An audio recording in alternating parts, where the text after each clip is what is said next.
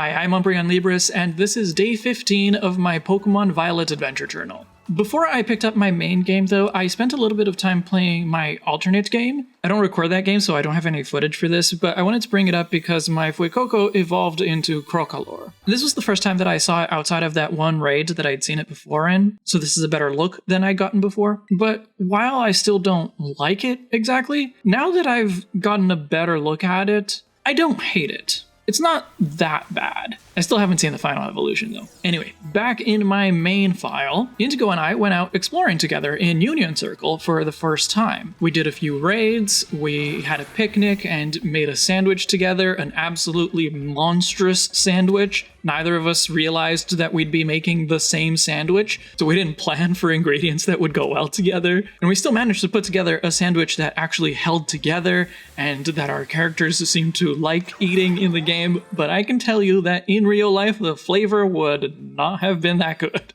We actually had a few evolutions while we were playing together. Indigo's Tinkatuff and Knacklestack evolved into Tinkatun and Garganacl, and my Finizen evolved into Palafin, which looks exactly like Finizen, except when it doesn't, and it does in fact look like that weird superhero dolphin from the cutout. It's a very disappointing evolution.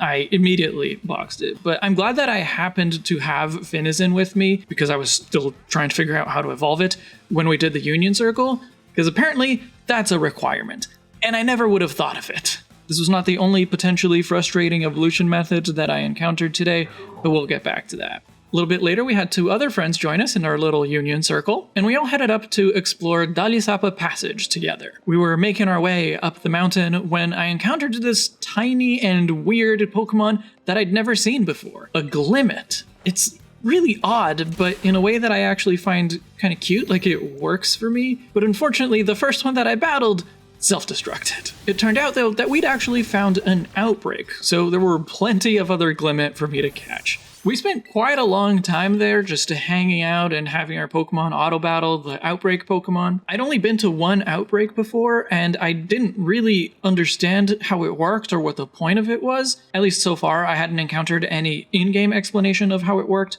and I certainly hadn't looked it up yet. So our friends Ethan and Flora were kind of explaining how it works, what the benefits are, and how there's an increased chance for shiny Pokemon towards the end of the outbreak. We stuck around for so long that even my own Glimmet that I'd put on the team to gain some passive experience evolved into a Glimmora. This is even more a weird but it kinda works Pokemon for me. I don't know if I like it enough to keep it on the team long term, but it's definitely gonna get at least a little bit more of a chance. And in case you're wondering, yes, Flora managed to catch a shiny Glimmet. It's kind of hard to tell because they're so tiny, but Ethan, highlight the right Glimmet for everyone.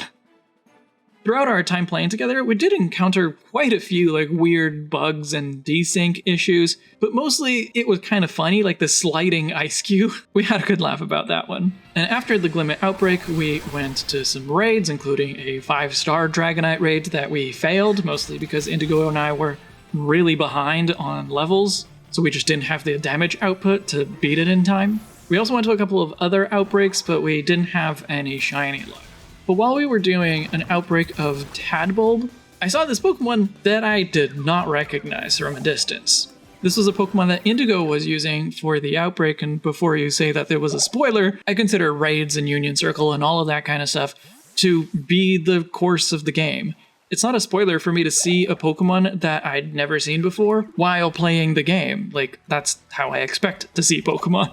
Anyway, so I got close to the Pokemon and I realized that it was the evolution of Rellor. My own Rellor had been on and off the team for a while and still hadn't evolved, so my friends gave me a little bit of a hint to figure out what to do. And I think I understood the hint pretty clearly, so I spent quite a bit of time walking with Rellor in the desert, collecting items, doing auto battles, and making our way towards yet another outbreak. But it didn't work. Even when Rellor did level up in a proper battle rather than in an auto battle, it still didn't evolve. I think Indigo could tell that I was starting to get frustrated with this, because she took pity on me and gave me the specifics. It's not just spend time walking with the Pokemon. Apparently, it has to be uninterrupted. The Pokemon can't even pop into its Pokeball. It's honestly ridiculous. I hate this kind of thing. Like, I don't really use the walking feature and the let's go features that often because I just don't think it's super well implemented. But even if I did use them more frequently, I still never would have gotten this evolution by accident. Pokemon follow way too far behind, so they pop in and out of the Pokeball very frequently. There's also no in-game hint, at least that I've seen, that walking can trigger an evolution, especially when Pokemon don't evolve from Auto Battle and they still need to gain a level to trigger the evolution. I just never would have spent long enough walking with these Pokemon that they would get all of the requirements to evolve. And I find things like this and like the Palafin evolution method, I find these really annoying. I should not need to go outside of the game in order to figure out how to do something in the game. And like, I can understand the idea of trying to get people to talk to each other, that's how you're supposed to figure out how things evolve. But honestly, I have a hard time imagining how anyone would get these evolutions, especially these walking ones, without knowing. You just don't get that much uninterrupted walking through the natural course of gameplay. And remember that back in the day, NPCs gave hints for, I think, all of the evolution methods. They wouldn't always tell you exactly which Pokemon might be affected, but you'd have characters that are like, I'm so happy to be trading Pokemon with my friend. Huh? This Pokemon changed. Or something like that, right? There was always something to give you an indication that a particular feature might be involved in the evolution. At least of some Pokemon. This game seems to have a lot of unusual evolution methods, and so far I have not seen any of these kinds of hints.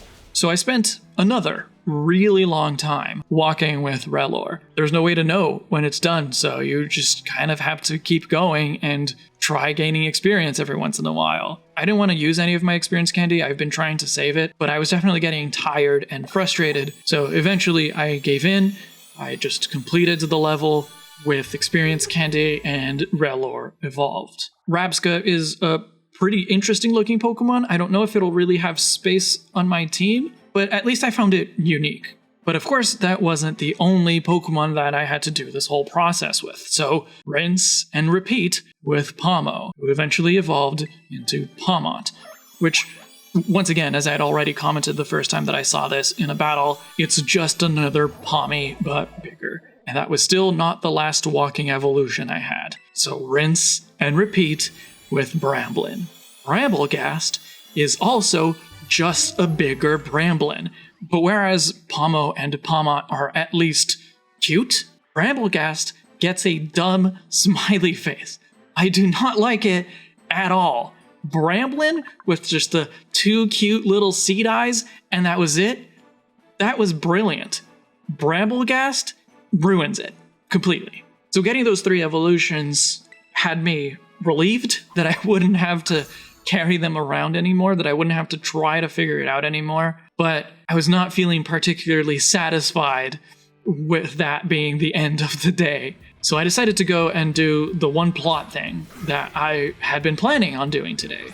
The base of Team Star's Dark Crew. Now, when I battled the guard at the gate and they only had one level 19 Pokemon, I knew that it did not bode well for the difficulty of the base as a whole. I had 3 high-level fighting and bug-type Pokemon, so the barrage was a breeze, and unfortunately, so was Giacomo. Even his Starmobile only took 2 hits of Lokix's lunge. Actually, judging by the levels of the Pokemon, I think this was supposed to be the first base rather than the second one. It was certainly not a good idea to leave it until this late in the game, but at least I got to listen to the Star Boss theme again, which is fantastic. I think this is my favorite track in the whole game so far. After defeating Giacomo, though, the little flashback that we got, the conversation with Giacomo and Clyde, and then the follow-up with Cassiopeia and then with Penny, they really suggest that not only is Penny Cassiopeia, but that they might actually be the former big star boss. And that just gets me even more intrigued by this plotline. I'm really liking the characterization of Team Star, because we are told by the director and by teachers and by Nimona of the Student Council that Team Star is a group of troublemakers. But at least so far, I haven't seen any proof of that. We've seen them try to recruit members, but I don't really see how that by itself is problematic. Director Clavel, or Clyde, I can't remember, mentioned that they have a big problem with truancy and like skipping class, which I can see would be considered a problem from the point of view of the institution, but again, by itself, not a problem. Skipping class doesn't mean being troublemakers. And we know there was some big Team Star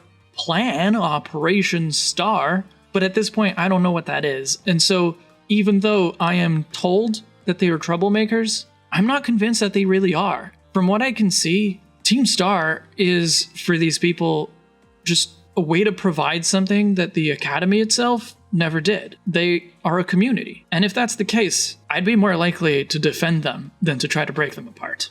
I doubt that'll be an option in the game, but that's why I'm really interested. So I think now I'm ready to try the poison base again. I've already cleared the barrage there, so I just need to battle Atticus. So the next time I pick up the game, that's probably going to be the very first thing that I do. Thanks for listening. I'll see you in the next chapter.